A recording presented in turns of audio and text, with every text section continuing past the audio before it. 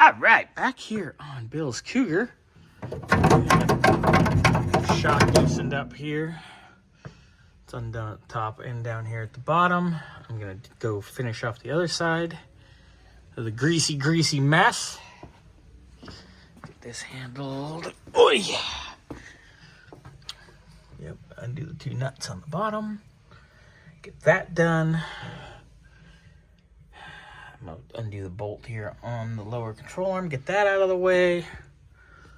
Then we will get our totally tasteful spring compressor that we have for this, that I made in here. Compress the springs, pull the spring seats up, unbolt them from the arms, pull the arms out, and then we can drop all this out. All right, we got all of our steering assembly out.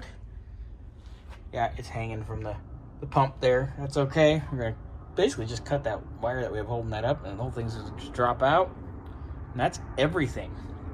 It's just so much easier to unbolt it that way as an assembly.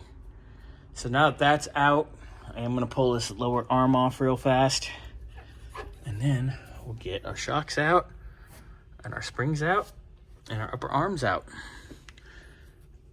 And then it'll be cleanup and assembly time. Look, Ma, no springs. So it was easier, because it was all going in the trash except the springs, to just undo the nuts on the arms and give them a little poppity pop with the pry bar, because there's not much tension on them. And then went ka-doingity doing. Yeah, but look at this. They still have the original markings. You see that? Yep. That's cool. I'm wondering if we need to get some magic juice. We do need some magic juice. And like get a nice little bucket we can start soaking the parts that we know we're going to be saving in, and get them back to factory. Yeah, we're going to need to get some magic juice for sure. Yeah. So arms are off. I have to separate the spindles, and then I can just hook all this in the bye-bye land.